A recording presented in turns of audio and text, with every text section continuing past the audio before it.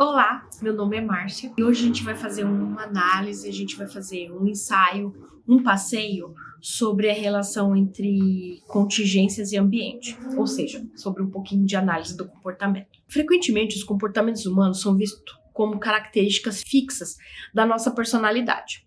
É como se determinadas formas de agir fossem naturais e imutáveis em cada indivíduo. Entretanto, as nossas diferentes experiências e o ambiente onde vivemos influenciam diretamente a maneira como aprendemos a agir, sentir e nos relacionar ao longo da vida. Por isso, o comportamento humano deve ser compreendido não apenas como algo que nasce com a gente, mas como resultado direto das relações e das situações presentes em nossa jornada. Ambientes diferentes fortalecem formas diferentes de viver. O ambiente ele funciona como o carro-chefe na construção do nosso comportamento, ou seja, conforme estamos em um ambiente, será o nosso comportamento. Nessa perspectiva, o ambiente não é só um cenário, um lugar onde as coisas acontecem durante todo o tempo, né? Ele participa ativamente na construção e na manutenção de quem nós somos. Ele faz isso através de contingências. Mas o que são essas contingências? As contingências, elas são basicamente a relação entre três coisas: contexto, comportamento, consequência. O contexto é o lugar ou a situação onde você está. O comportamento é a sua ação dentro deste espaço que a gente chamou de contexto. E a consequência é o resultado desse lugar e dessa ação e o que elas causam em você. Quer um exemplo prático? Pense em como você se comporta e como você se sente quando está em uma balada em um final de semana. Agora, pense em como você age num sábado chuvoso, deitado no sofá, assistindo as suas séries preferidas. Qual tipo de comportamento você prefere? Onde você prefere estar? Qual é o seu jeito ideal? A balada ou o sofá? Você é a mesma pessoa, mas o ambiente evoca sentimentos e ações completamente diferentes. Quando os nossos comportamentos produzem consequências acolhedoras, nos fazem se sentir bem, seguros e aceitos. Se você se sentir bem, seguro e aceito em uma balada, é lá que você vai se sentir bem. Se você se sente seguro e aceito assistindo televisão ou as suas séries preferidas, é ali que você vai querer novamente estar num próximo final de semana ou quando for a sua folga. A nossa mente entende o recado que damos, como nos sentimos, se nos sentimos bem ou se nos sentimos mal. As chances de agirmos daquela forma novamente no futuro aumentam. Ou seja, se estamos seguros no sofá, vamos repetir esse comportamento. Se estamos seguros em uma balada, vamos repetir o comportamento. É por isso que a nossa forma de ser não surge do nada. Não é inato. Ou seja, não surge com a gente desde o nascimento como a gente pensa ou como a gente acha. A gente é moldado conforme o tempo, conforme nos comportamos e o ambiente em que frequentamos, dia após dia, pelas experiências e relações que escolhemos ou que somos convidados a viver. Você quer ser convidado a viver como? Então, nessas contingências, a gente tem reforçamentos e aprendizagens sobre. Muitas vezes, ao observar o comportamento como o afastamento, a rigidez, a irritabilidade ou a dificuldade de criar vínculos, a nossa tendência é julgar. Nossa, mas agiu assim por este motivo. Mas essa pessoa agiu assim por aquele motivo. Essa pessoa é assim por causa desse motivo. Nem sempre. Olhamos para aquilo que rotulamos apenas como os traços de personalidade difícil, ou alguém que é frio por natureza. Mas a verdade é que não é bem assim. Se olharmos para a história dessa pessoa, fica claro que precisamos compreender quais os ambientes construíram para o fortalecimento deste jeito de agir. Contextos marcados por ameaças constantes e brigas, irritabilidade, instabilidade e punição, privação afetiva, insegurança, rejeição. Tudo favorece o desenvolvimento de comportamentos mais defensivos. Então agora vamos lá. Outro exemplo. Pense comigo. Num exemplo super prático esse. Você vai entender muito bem como funciona. Se você está esperando um ônibus sozinho em um ponto escuro no meio da noite, seu corpo entra em estado de alerta. Fica muito difícil ser simpático, fica muito difícil estar leve, ser acolhedor, em um lugar onde te gera medo. Naquele momento, sua rigidez é a sua proteção.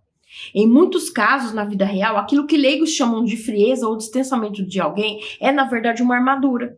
Foi a única forma que aquela pessoa aprendeu para se adaptar e sobreviver às situações dolorosas do ambiente em que ela viveu.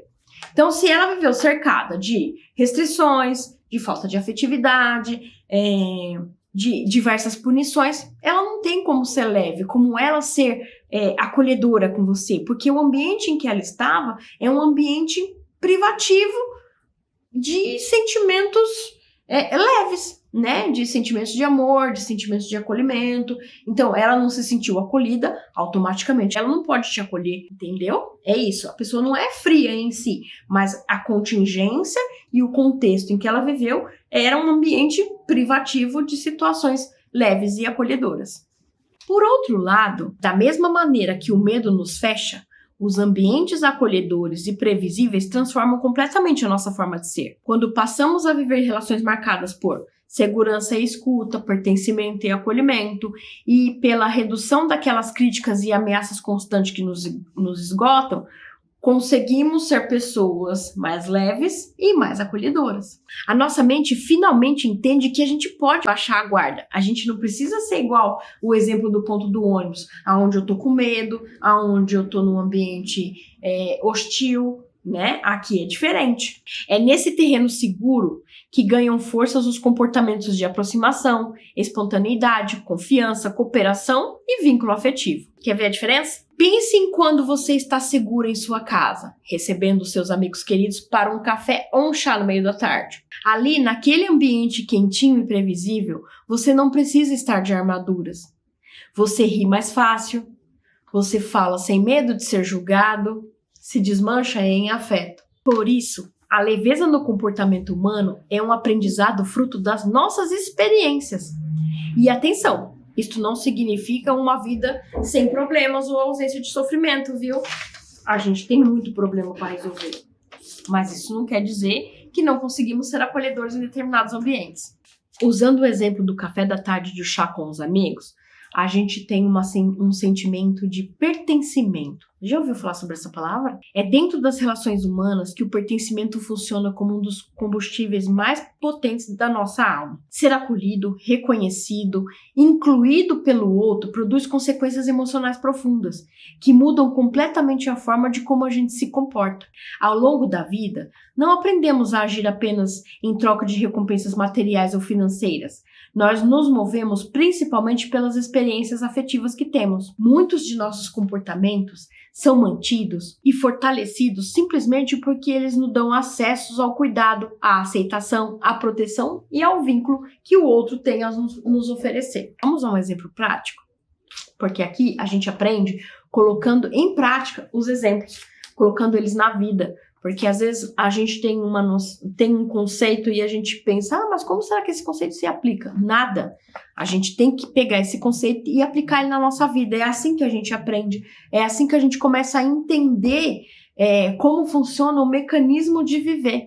E às vezes a gente sofre pra caramba, né, quando a gente não entende. Então, vamos colocar isso na prática? Pense como é bom quando você frequenta a academia. Quando você frequenta uma aula de música, um grupo de estudos, e começa a se sentir parte dali, quando você começa a ter um entendimento sobre como funciona aquele lugar e aquele contexto que a gente aprendeu lá no começo do vídeo. Você já se familiarizou com o espaço, sabe o que acontece ao seu redor, e sente que as pessoas validam a sua presença ali, porque você sente pertencente àquele espaço, você sente que entende e consegue fazer tudo que aquelas pessoas também fazem. Quando você exerce a sua atividade junto com o outro, seja ela qual for, mas em um espaço que te dá segurança de simplesmente estar ali, tudo muda. Seu comportamento muda, você consegue ser acolhedor com os outros, ser acolhedor com os demais, porque ali você sente que está presente, você conhece o funcionamento das coisas. É diferente quando você chega em um lugar pela primeira vez que você não conhece. É aos poucos que você vai tendo essa compreensão de como funciona um aparelho de ginástica, como funcionam as cordas de um violão, ou que tipo de livro o seu grupo de estudo vai ler. É a partir desse aprendizado mútuo junto com o outro que você vai se sentir pertencente a este lugar. Para algumas pessoas isso demora um pouco mais e para outras um pouco menos, mas o ambiente acaba sendo acolhedor e você se sente pertencente ali. Quando acontece ao contrário, Quando você não sente que aquele ali não é o seu espaço, você simplesmente vai embora, né? É necessário entender que simplesmente você foi porque você não se encontrou ali. Talvez o seu espaço seja outro. Talvez o seu espaço não seja o grupo de estudo, mas seja aula de música, talvez seja a ginástica, enfim. Isso daí, aos pouquinhos, é que você vai conseguir perceber e conseguir entender qual é o seu lugar. E isso não tem uma questão de tempo, né? Cada pessoa tem seu tempo. Vai ter tempo de que eu vou me sentir acolhido numa academia e eu vou ter tempo ou em outro momento que eu vou me sentir num grupo de estudo, ou talvez nos dois. E o seu comportamento vai ser diferente no grupo de estudo e na academia. Tem uma música que eu acho ela bem legal, que é Vilarejo, da Marisa Monte, né? Ela pode ser utilizada como representação simbólica perfeita dessas ideias que eu trouxe para vocês aqui. Ao descrever um ambiente acolhedor, coletivo e pacífico, a canção nos permite refletir sobre como determinados contextos favorecem comportamentos de convivência, tranquilidade e pertencimento. A nossa proposta aqui não é transformar a arte em uma explicação científica ou rígida da teoria, mas utilizá-la como metáfora sensível para pensar em ambientes de formas mais leves de existência, que podem ser fortalecidas com o tempo, como a gente já falou. Quando paramos para ouvir uma música e prestamos atenção na letra, ela nos transmite algo e caminha diretamente aos nossos comportamentos e emoções. O som de um rock pesado, por exemplo, pode ser extremamente animador e revigorante para algumas pessoas, enquanto para outras pode gerar agitação e desconforto. Já uma MPB vai evocar um estado de espírito completamente diferente para essas pessoas. De um jeito ou de outro, o estímulo do ambiente, neste caso, o som, sempre vai produzir sensações e respostas diferentes em nós. Entendendo, por fim, como somos, nós somos o resultado dos ambientes que frequentamos, de qual lugar estamos inseridos, se nos sentimos pertencentes ou não, se estamos deslocados ou não, se conseguimos ter vínculo com as pessoas ou não. E assim, falando em análise do comportamento, muitas vezes a análise do comportamento ela é reduzida a interpretações mecanicistas, como se tratasse apenas de controle, frieza e condicionamento. Entretanto, ao analisar as contingências e as histórias presentes nas relações humanas, também é possível compreender dimensões afetivas fundamentais da experiência humana, da nossa vida em si. Os vínculos que criamos, os ambientes que frequentamos, as experiências de pertencimento participam ativamente da construção de nossos repertórios comportamentais, ou seja, eles moldam diretamente como somos e como agimos. Assim, compreender o comportamento humano significa compreender os contextos que fortalecem as nossas atitudes e determinadas maneiras de viver, sentir e se relacionar. Então, vamos para a conclusão desse vídeo. Portanto, pela perspectiva da análise do comportamento que olha justamente para a maneira como estamos agindo dentro do ambiente e para as histórias que essas ações nos contam, os comportamentos humanos não podem ser compreendidos como totalmente inatos, ou seja, eles não nascem com a gente, entende? Não nascemos com eles, ou isolados do mundo, por exemplo. Não, eu estou sozinho nessa, estou aprendendo.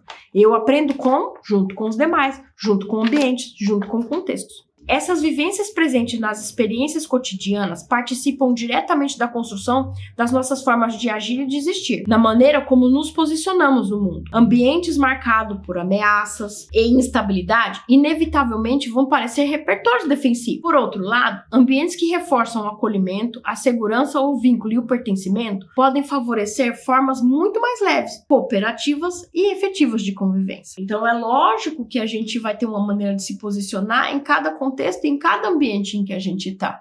Mas o importante é que se a gente não se sentir adequado àquele ambiente, a gente pode simplesmente sair para um outro ambiente. Nós somos seres humanos, a gente quer ser acolhido, a gente quer estar pertencente.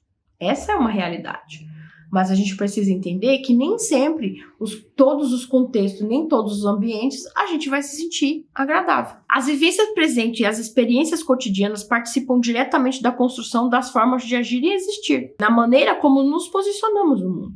Agora vamos para a parte final do nosso texto. Às vezes, aquilo que a gente chama de sorte Também pode nascer desses ambientes que fortalecem o cuidado e as formas mais leves de existir. Pode parecer algo distante de compreender à primeira vista, mas é exatamente da mesma maneira como vivemos a cada dia, experiências diferentes e em ambientes diferentes, que faz ser quem somos. Cada um de nós, com uma história, uma contingência, uma vivência única, vamos somando pecinhas na construção de como somos e como agimos. Fica um convite, apenas observe.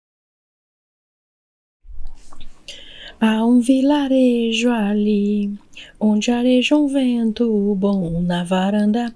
Quem descansa vê o horizonte deitar no chão pra acalmar o coração. Lá o mundo tem razão, terra de heróis, lares de mães, paraíso se mudou para lá.